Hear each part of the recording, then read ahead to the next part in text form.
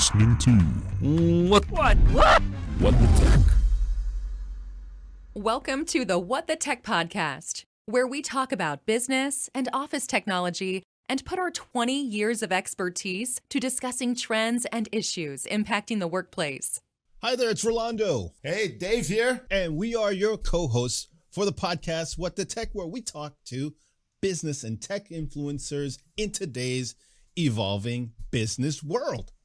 That's right. And we have a great guest today. Hey, listen, before we introduce our guest, Rolando, we want to give big props to a couple folks out there. Listen, I got to give props to Craig, CJ Settles. I'll tell you, this guy's doing wonderful things. CJ was a recent guest of ours, and we had a great conversation about telehealth access and getting access to the funding and working with local communities so that they can apply for grants and whatnot. Check his episode out that we did recently, or of course, his website is cjspeaks.com. Who do you want to give a shout out to, Ro? You know, Dave, the team over at Yealink that we've been working with for the past year or so, but specifically over the last few months, they've been really extremely helpful with some of the things we're doing, the products we've been launching with them, specifically Jensen, Doreen, East, and Molly. They've all been super helpful. You know what? It is a pleasure to work with them. You know, Dave, you've been working in this industry for almost 20 years. You know, not all manufacturers are created the same.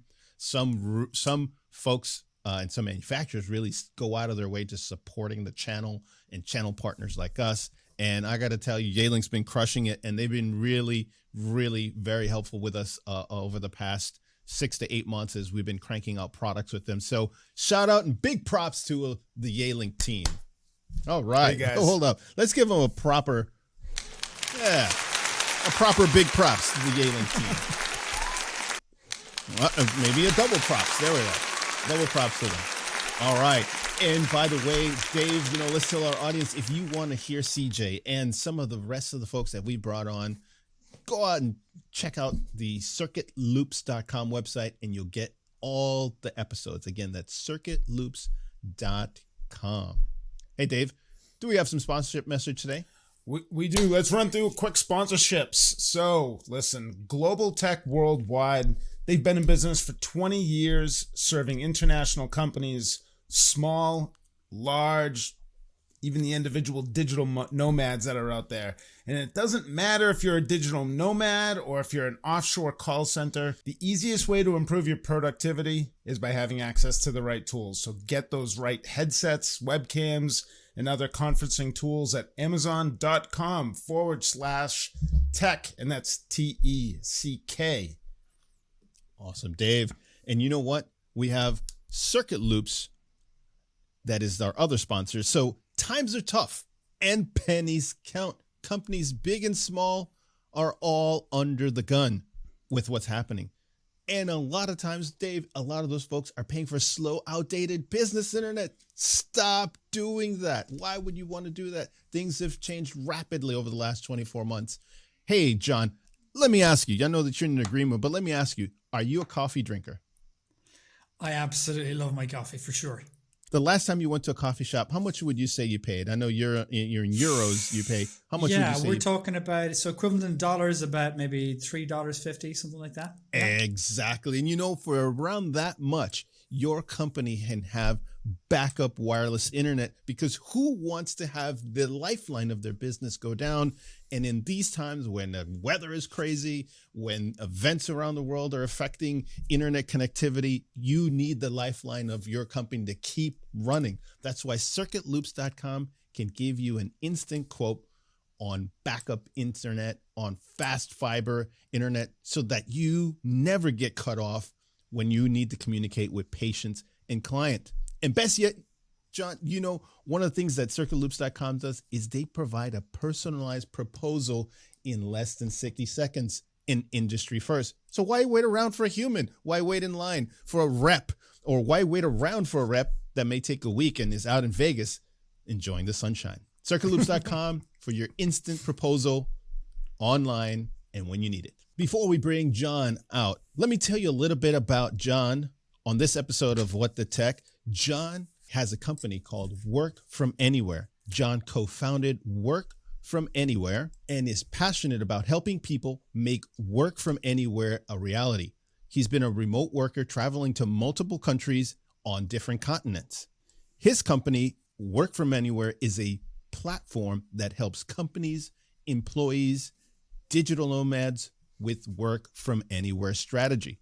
John makes it easy to hire internationally, as well as enabling remote work while abroad. He also removes the anxiety and potential pitfalls that arise without proper planning, like unexpected tax bill. Who wants to pay the tax man more than you need to? We're going to ask him about that and more. And let's welcome to the green room, John Lee. All right.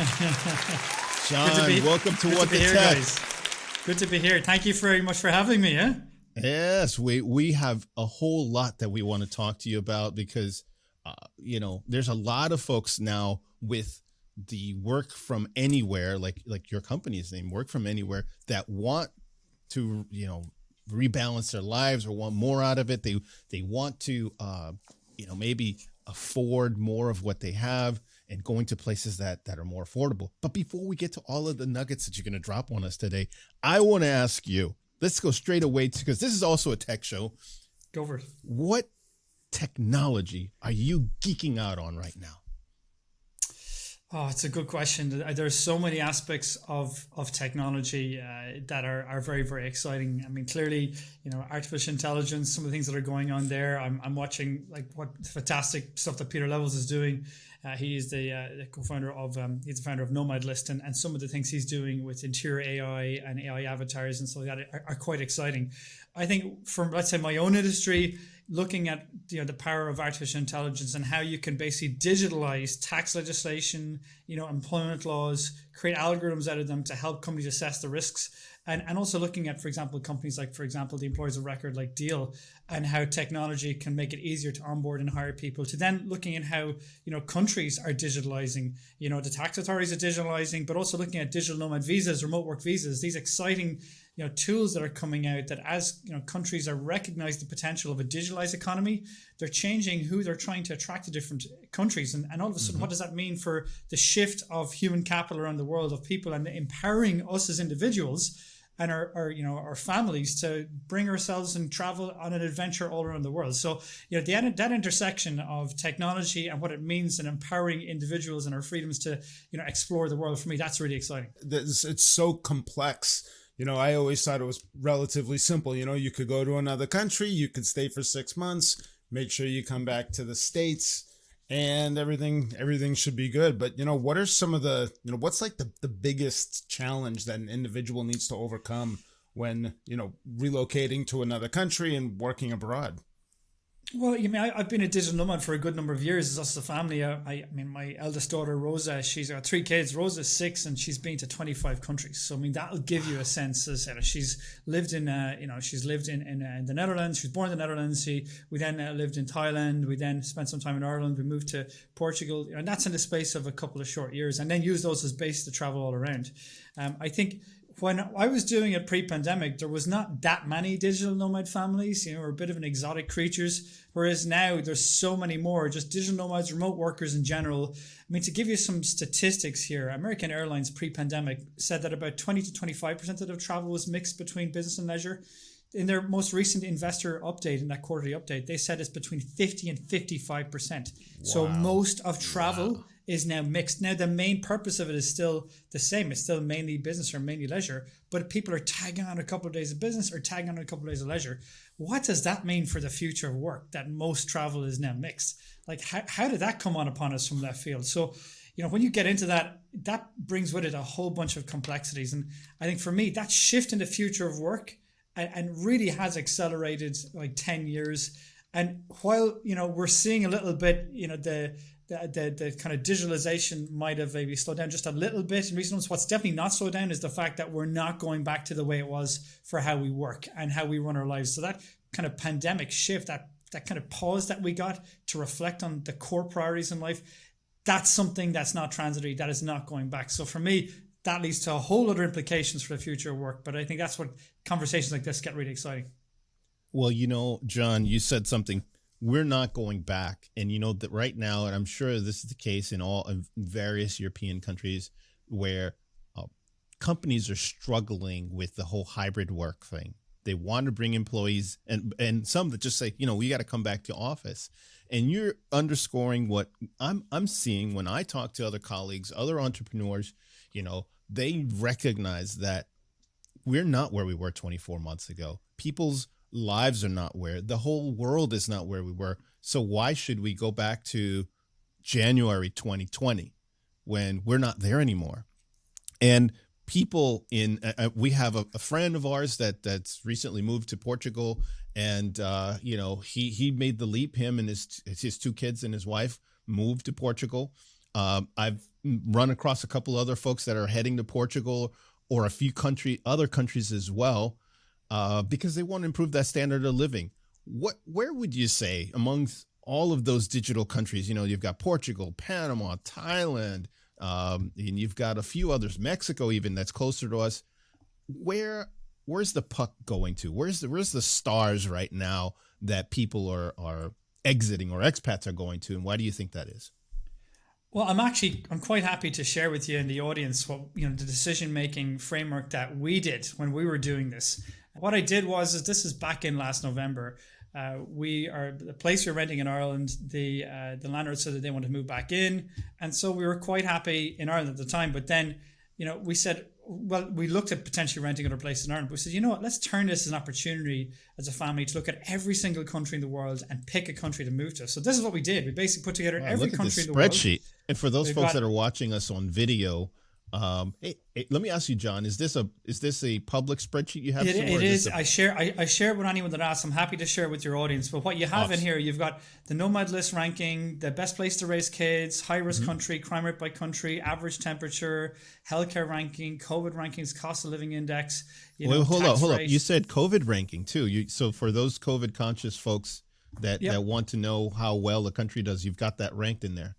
Yeah, exactly. And so why did we choose Portugal? Was one of the shortlisted countries. Why did we shortlist it? It was high. It was one of the best places consistently, and best places for remote workers. Great place to raise kids. It wasn't a high risk country. You know, average temperature was pretty solid. Healthcare rankings were great. COVID rankings were good. Cost of living was pretty nice. I mean, much cheaper than, for example, the likes of, for example, the US.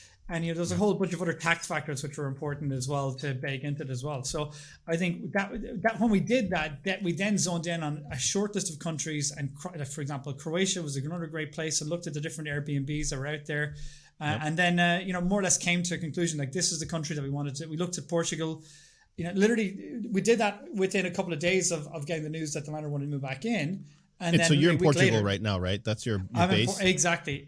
I'm in Portugal now at the moment, and so I'm gonna share this. I'm gonna share this tool with you. And again, any of the audience, they're more than welcome. All right. So we'll leave for those folks that are following us on different platforms. We will share the links in the description or the link in bio, so you can get to this wonderful matrix that John's created. Man, I got to check that out, because you know, who wouldn't want to spend time, you know, we've even think about it like, you know what, wouldn't it be nice if we could be somewhere warmer, especially for, you know, we get from January right up until middle of April, it's like wintry, and why not spend 4 to 5 months somewhere where it's warmer? Well, John, think about that for a second for also kids as well, what it does for your kids. And I know there's a lot of people who are not parents out there as well, but for us as parents, like I'm already seeing like our kids are starting to speak Portuguese. We've only been here 7 months, and they're learning Portuguese every day. Nice. The agility that gives you, the cultural intelligence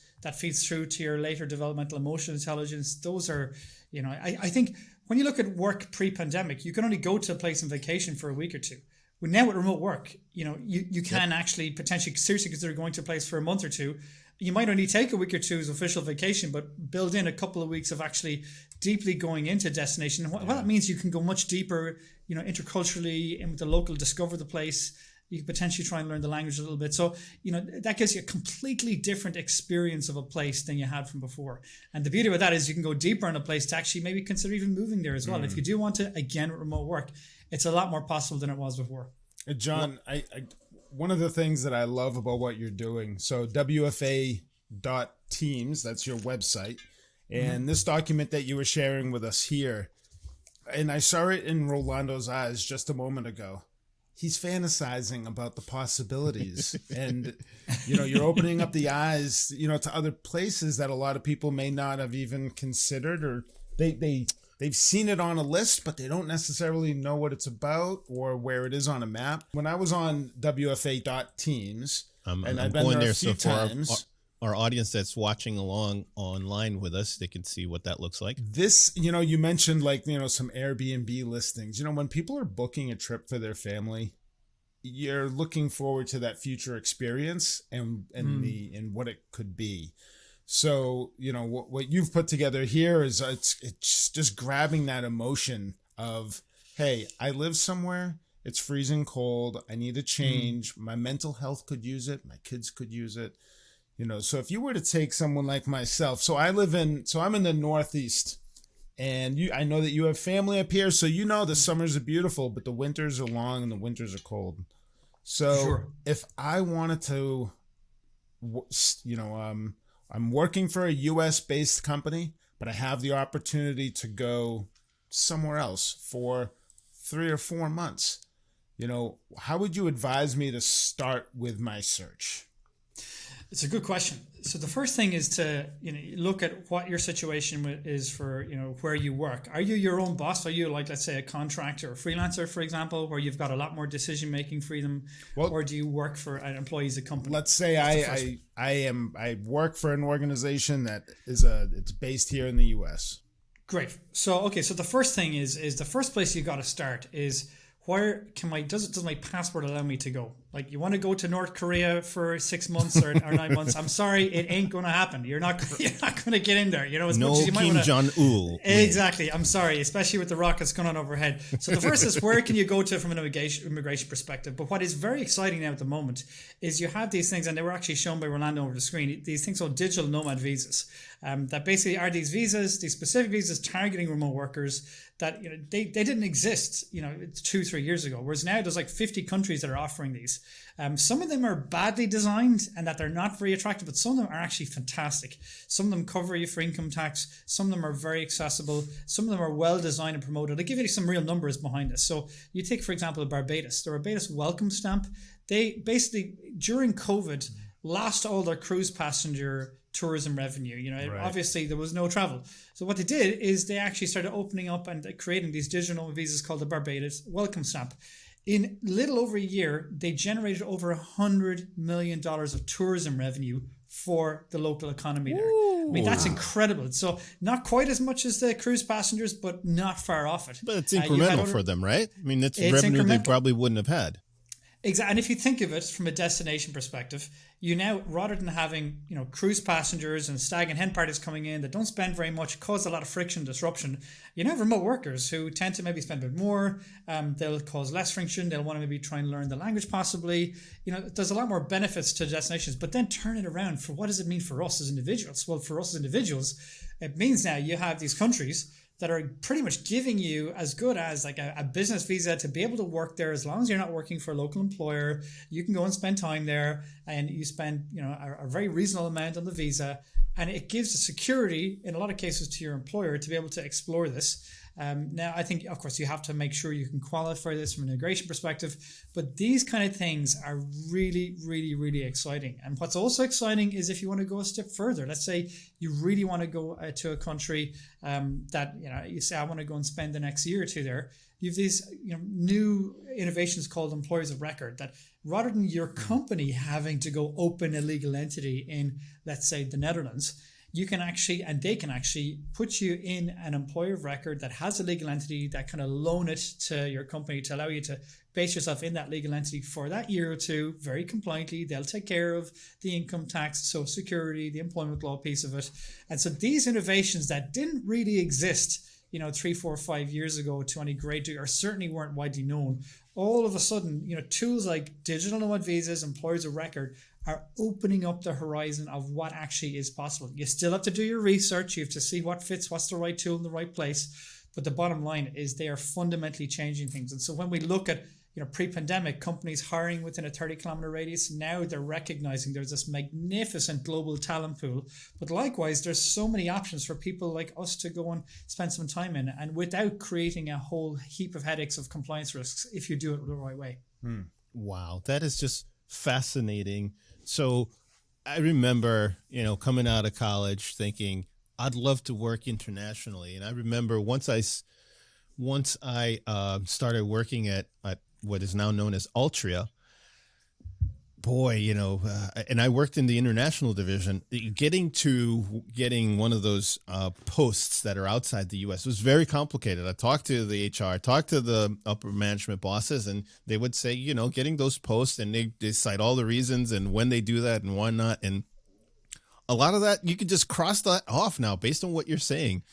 From an employer perspective, it can be smoother. You can have employees that are U.S. based or Canadian based or North American based and be in some other country without it being a big myriad, complicated, convoluted system. There's a clear path. That's what I'm trying to get. There's a much more clear path to executing on that today versus 20 years ago.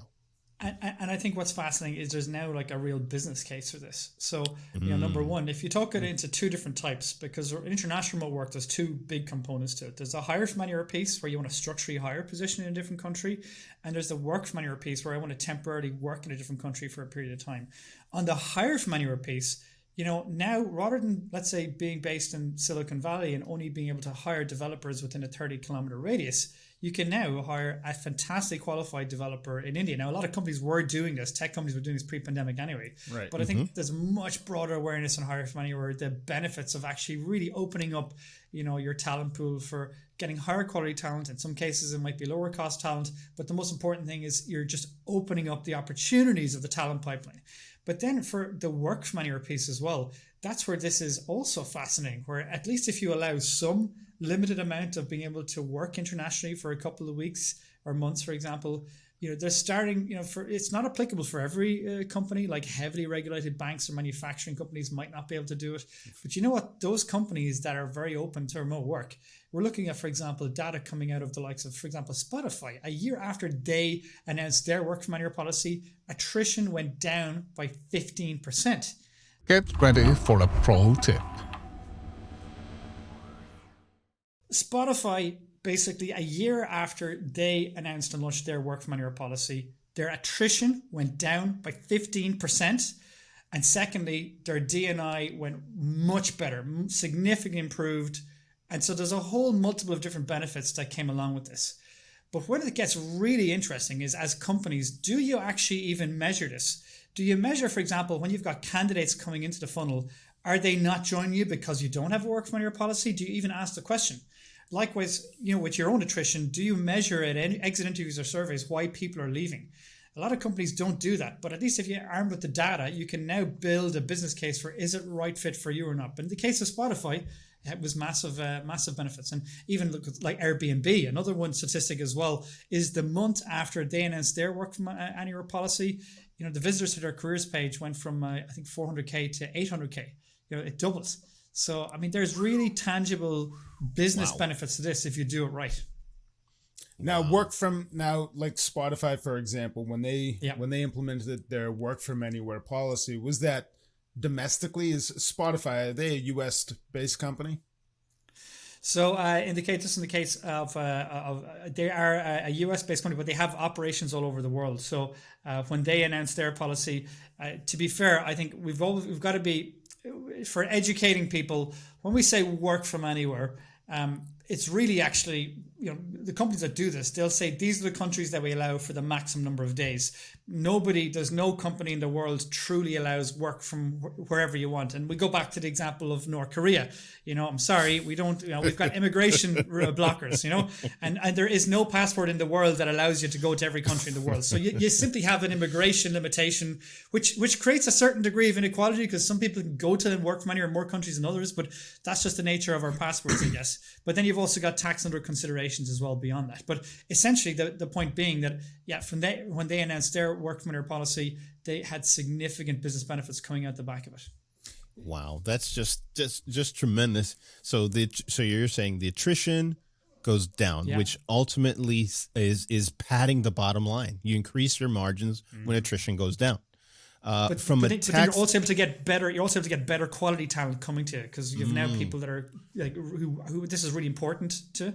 You know, your eyes flashed when you saw that overview and you started imagining different countries you'd like to live in. It's the same for candidates applying. They're like, oh, where could I actually work from? Yeah. Well, that's interesting. Can you imagine that? So now, if you're, I put myself back to, coming right out of college. If you can tell people, you know what, we have the flexibility at, I don't know, just throwing a name, Microsoft, because they also have offices around the world. We have the ability, and then they do have a remote work policy. I believe it's hybrid, and I believe you want to work from anywhere. You have to check with your management, your upline manager, in order to get that approved. But imagine the recruiting, not just the pool, but even the people that can say, oh yeah, can I work from Barbados? Oh, wonderful. That's terrific. And I would imagine long term, because this has really been prior to the pandemic, there were big companies like Procter and Gamble. We did that at Altria. They had work from home. It's just, that's the way you worked. But it became much wider after the pandemic. I would imagine this, we'll call this global test case, right? What impact after 2, 3, 4, 5, 6 years it can have on the work culture.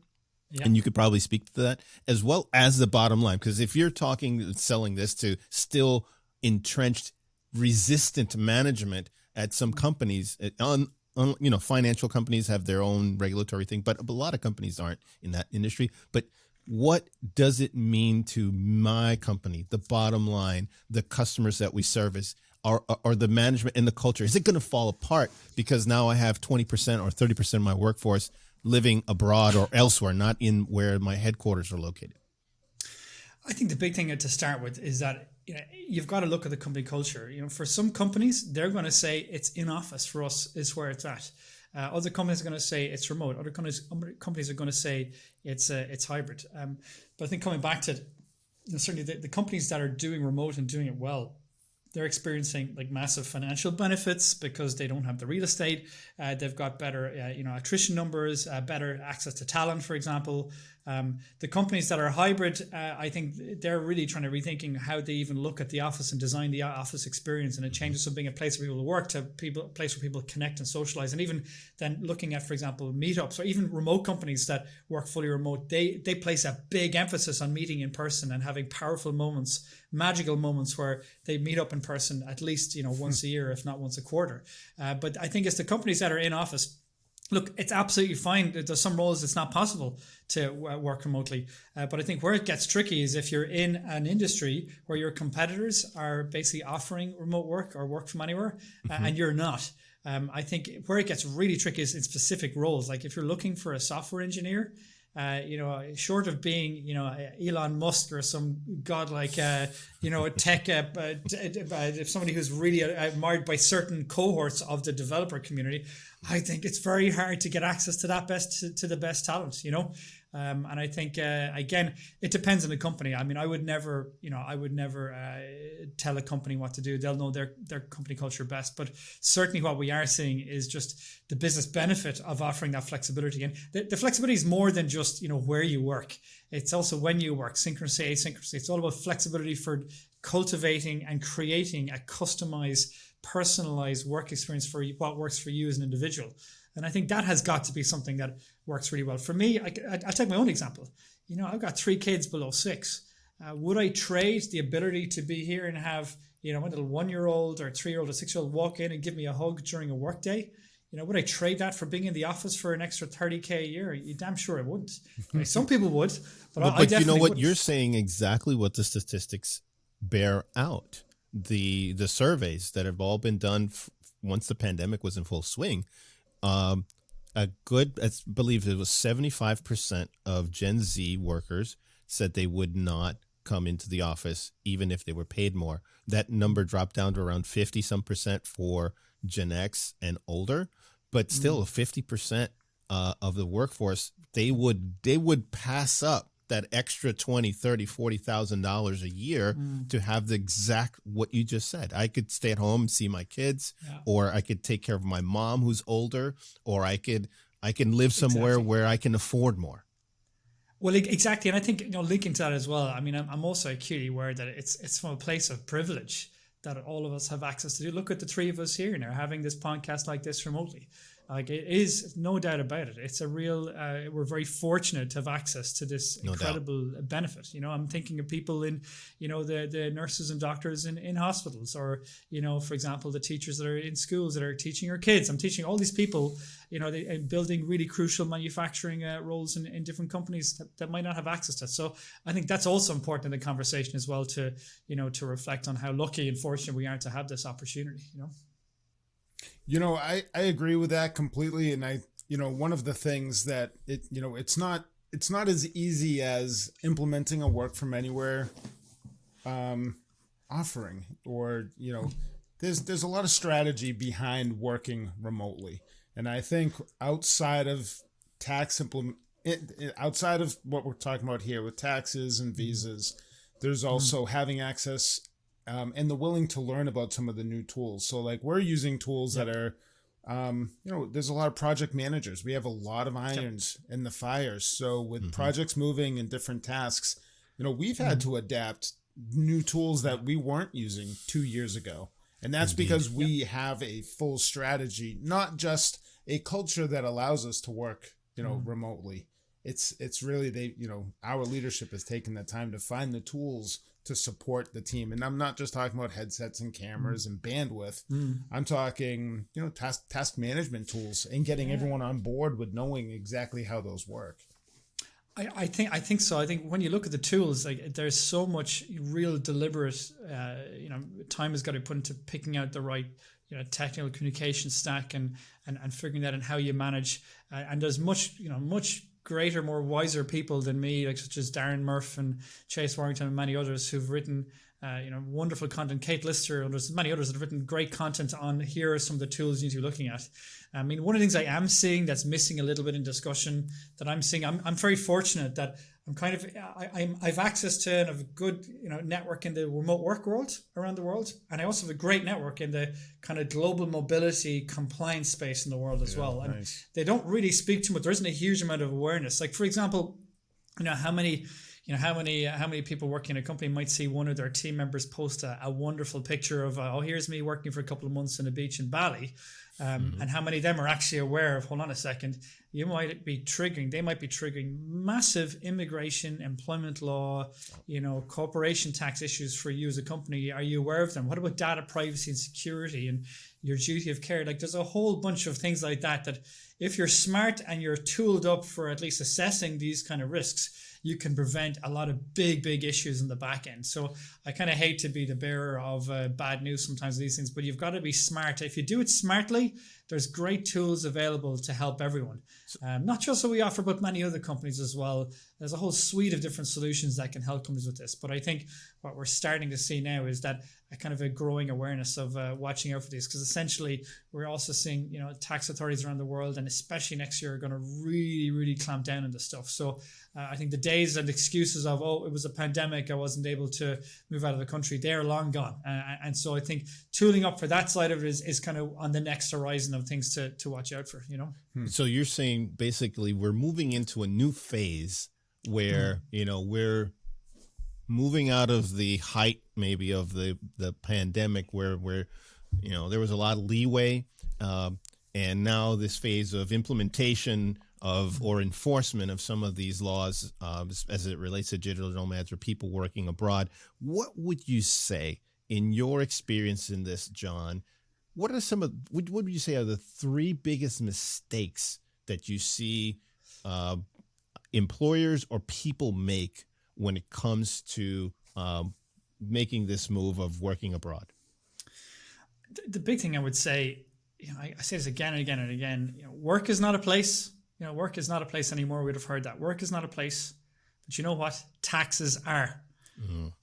Work is not a place, but taxes are. At the end of the day, countries are still very protective of their sovereign borders, and the main way they have of raising revenue is taxes. And so even in the US on a state-by-state level, there's varying degrees of strictness of how different states do this. Well, you think of California. After a day in California, you better be sure you've made sure to report your payroll obligations correctly. And it's the same in many other countries as well. So, some countries are particularly strict on one aspect, less than others. Some are strict on everything. Some are not so strict. It really depends. Some have great tools like digital visas that allow you to come in and work quite well. But I think that's the big thing is understanding that and making sure everyone is educated on this. And pre-pandemic, it was essentially mainly expats that were doing this. And so they were tooled up. They had all the support. They had all the advice they needed. Whereas all of a sudden now, I mentioned the numbers, 55% of travel is mixed for American Airlines. So how many people are working remotely abroad and not even giving a thought to this, not even thinking about this? And if you think of that, so that's the first thing, understanding that yes, work has shifted, but then compliance needs to shift with that as well. But secondly, the big lesson is that a lot of companies, or a lot of countries in particular, have struggled to catch up on this. And so the tax laws that were defined pre-pandemic were defined for a pre-pandemic world. They're the ones that largely still exist. And so they're not used to this international remote work of people going in and out. And so where does it leave us? I think one of the biggest things to look at is that if somebody's only going for a few days into a country, they're probably not going to trigger a whole mountain of risks and issues. But I'll tell you, if somebody's going for over a month, you better make sure they know what they're doing, because take the US. Do you want to lie into border control that you're there on business? Do you want to lie of your purpose and see what happens then? And then when it gets interesting is that those countries have, as much as the world is digitalized, guess what? So have the visa and immigration authorities. So have the tax authorities. So I think if I boil it all down to it, the biggest risk to watch out for, if you look at it from a big picture, you've got the tax risks are absolutely critical. And it's not just income tax. And you have armchair tax advisors on Twitter who might say, oh, it's 183 days, you're fine. That's absolute, I'm going to, excuse my French, call bullshit on that. Here comes a pro tip. So, John, you're talking about misconceptions. What's myth number one about the overstaying a visa or a certain number of days in some locations? The biggest myth is that, you only have to worry about tax once you're there 6 months. That is completely incorrect. People come back with 183 days. In some cases, for individual tax, that might be the case for tax residency, but actually that even varies country to country. Some countries it might be as low as 30 days. Some countries it might be 365 days. It depends on the country. If you break your visa, all of a sudden that can prevent your company from even hiring in that country in future for a period of time. You can get significant fines. That's the visa side. On the tax piece of it, 183 days is a complete myth. In some countries, for individual tax residency, that might be the case. But even for individual tax residency, it might be 30 days in some countries. It might be 365 days in others. But the big problem is, why for you as an individual, it might be 183 days. The problem is for payroll tax withholding, it might be even as little as a day in some countries. So there's a whole bunch of compliance things that you need to be aware of. The biggest issue, and the one that flies under the radar, is a thing called permanent establishment. Basically, what it means in layman's terms is you've got your tax as an individual, and the company is their tax as a company, called corporation tax. By you deciding to work in your villa in the south of France for a couple of weeks or months, you might actually trigger that thing called permanent establishment, which might then lead to your company having to pay corporation tax in France. Now, you want to start doing the numbers on that, it's going to get very expensive very quickly if you're doing any sales from there. So I think they're one of the ones. There's a couple of things, 3 things to watch out for. Oh, wow. If you had to, and you have your spreadsheet with a bunch of different criteria, and people that are listening to it, they're like, oh, wow, where do I start? Where would you say, just kind of generically, would you say are the places where they're the friendliest towards digital nomad life or remote working, let's say for an extended period of time, 4 to 6 months? It's a great question, and I think the first place to start is looking at where on the immigration side is actually open for that individual from a passport perspective. But then when you get into the countries that are interesting, I think I certainly would take a good look at the countries, for example, where your company has legal entities, because now we've got the local expertise on the ground that can help support whatever needs to get done. That's a big advantage, because we'll already know, some of the laws and tax issues to worry about. That's certainly a good place to start. The other places that are a good place to start is the destinations that offer digital nomad visas. Again, you've got to watch out. They're not all great. Some of them, though, are very, very good. Look at places like, for example, Barbados. There are some destinations that have designed them well. They can be good places for an employer to go and give an offering of a destination to somebody. So and I think then. So so we've got Barbados. You got one location from the digital nomad visa side. Assuming the immigration is where it's at, maybe your company has an office there. Maybe they don't. But outside of Barbados, that's what I wanted you to identify. You've got Barbados. You're saying they've got a wonderful program for digital nomad visas. Where else? Where are the two other countries that you'd say people are worth looking into, at least investigating? Yeah, well, certainly Portugal is very, very popular. I mean, it really is. They have this thing called the NHR visa, whereby for you as a remote worker, you can come here and it gives you a number of tax benefits if you want to stay here for up to 10 years, for example. And we're seeing a lot of people from the East and West Coast and the likes of London move here for that very reason, I think what's nice as well, if they're a European citizen, there's a lot of freedom of movement that gives you a lot of options around that piece of it. I think we've seen, for example, with Brexit in the UK, that's a major hindrance now for the likes of people in the UK, that they have a limit of the days they can spend in the Schengen area, for example. If you look outside of that, we're seeing some destinations in Southeast Asia that are looking at, for example, digital nomad visas and seeing what they can do there. So, anywhere with a digital nomad visa are places to take a good look at. To be fair as well, with the employers of record as well, they are certainly worth looking at. But the problem is they only really make sense if you're going to be in a country for typically more than 6 months because of the fees that they charge. So if it's for like between 2 and maybe 4 months, they're probably not going to make a huge amount of sense. You'll be, looking probably starting with the digital visas or places where you have a legal entity. I mean, I think when you pair it all back for you as a country, if you look at the countries that are out there, and for you as a company, you need to kind of map out what, for your work from anywhere policy, what is the maximum days you think you'd be comfortable offering within reason, and communicating that, and also what countries are you going to be open to offering like initially. So it's not expected, no employee is going to expect you to offer them 220 countries from the get-go, or if they do, they've got the misaligned expectations.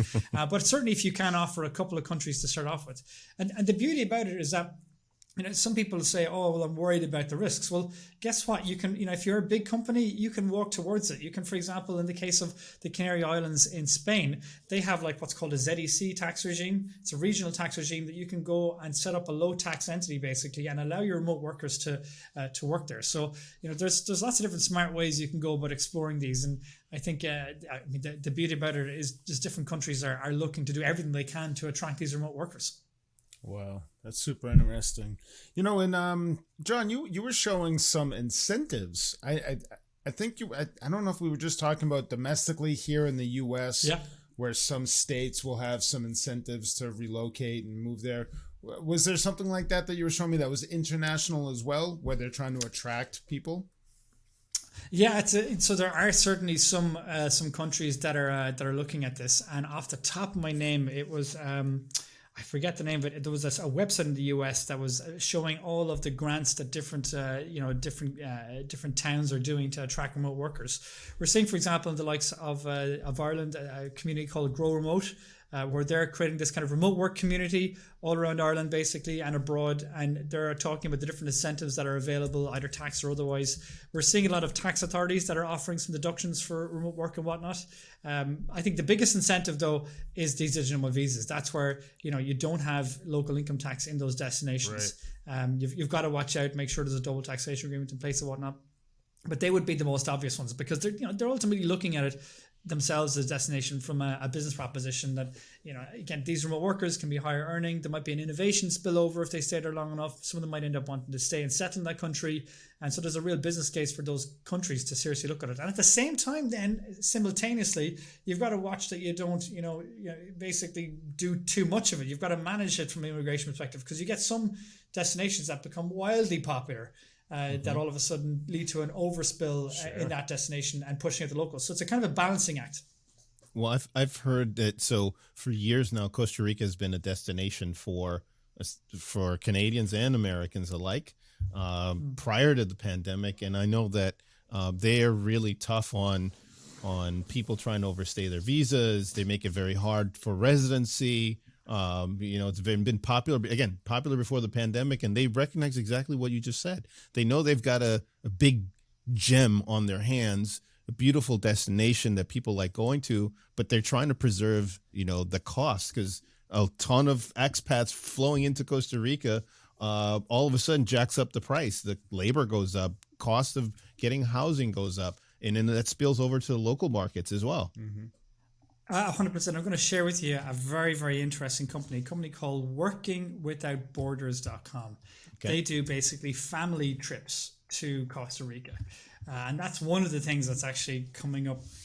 Simultaneously, we did a survey over a year and a half ago on what the biggest pain points of work from anywhere were. And for individuals and companies, it was tax. But actually, within individuals, if you were a parent, it was kids' education. So there's a lot of things like Costa Rica, one of the things that's going on there at the moment. But you're absolutely right, Ronaldo. These are tricky things to try and balance.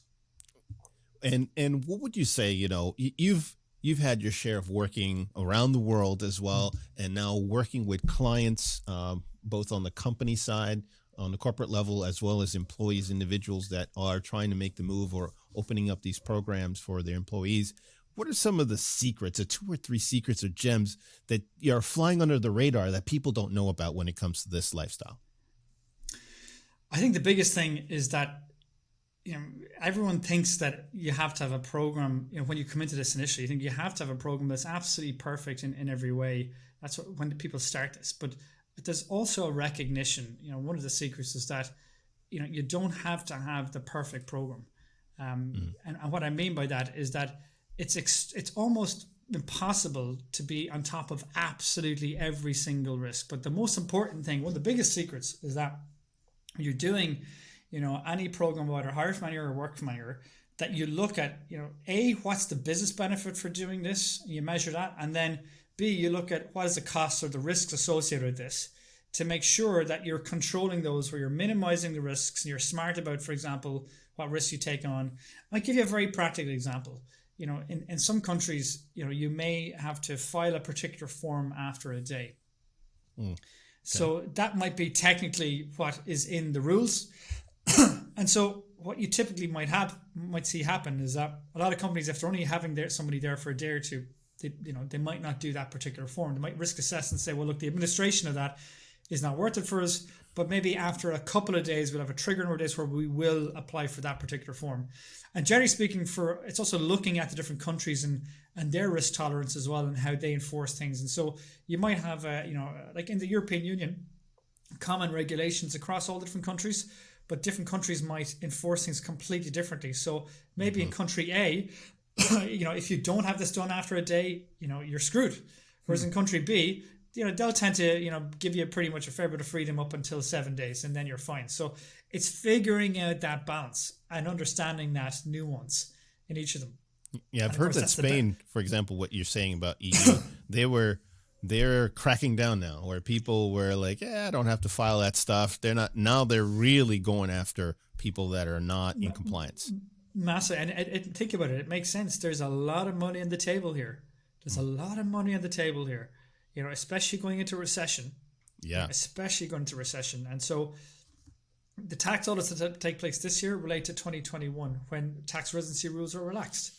Whereas the tax audits that take place next year will relate to this year, when you had to have got your act together. That's the biggest challenge, is that these countries are now recognizing they've lost a lot of income because of this, because people have emigrating, working abroad or whatnot. And so clearly they're going to be able to recoup it. We've heard, for example, examples in the UK where the HMRC and other cross-departmental parts of the UK government are actually building remote work task forces to go after people for exactly this. Wow. So I think the days of just wandering into a country for a couple of weeks and saying, who cares? No one's going to really track me. Those days are gone. Don't get me wrong. There's some countries where they're not quite tooled up for it. They're doing a lot of paper, whatnot. But I think more and more countries now, especially those that have lost a lot of tax income, you want to be very, very careful. Fascinating. I could ask you another 50 questions on this because I'm fascinated by the topic. I've worked from time to time abroad, and it's just interesting that now there's this compliance and crackdown on and enforcement is starting to happen because of what you're saying, the loss of revenue. John, if people wanted to get in touch with you, they're intrigued by what you're saying and want to know more and maybe use your services, what's the best way to get in touch with you? The best way is to visit our website at wfa.team, so wfa.team, or they're more than welcome to email me directly at john, John, at wfa.team as well. I'm more than happy to personally help. We've actually got on the team Imelda Keane, who actually came up with the hire from anywhere policy in Hoppen, which is the most innovative hire from anywhere policy in the world. And she also worked in Publicis, which actually has the most impressive work from anywhere policy in the world. So we've got a great team behind the scenes that are more than happy to help and share their lessons, because there's a great community that we have access to as well of people from all around the world. So for things like this, it's all about trying to help each other out. So more than happy to help any of the listeners who are on this that are struggling with this, that have any questions. Fantastic. Terrific. And do you have a LinkedIn profile if folks want to check out the kind of stuff that you're doing? I mean, for those that are following us on the video, John is on LinkedIn. You can follow him and follow his adventures in Lisbon, Portugal. That's exactly it. I have to say it's been a really pleasure chatting to you both today. Thank you so much for having me on. Listen, John, I have a new favorite website, wfa.team. And I'll tell you, Rolando, I'm glad that we have the name Global in our company name, because I know that your work from anywhere policy would be conducive to me finding a beach somewhere. Hey, if that makes you a better and happier employee, I am all for it. Hey, listen, if you enjoyed this episode and you want to hear more about the Future of Work series, please check out all of our podcasts and other related topics at circuitloops.com. We will see you there. All right. See you there. Thanks for listening to What the Tech. Be sure to check out our other episodes featuring awesome tech and amazing guests. Find them on circuitloops.com or wherever you consume your favorite podcasts.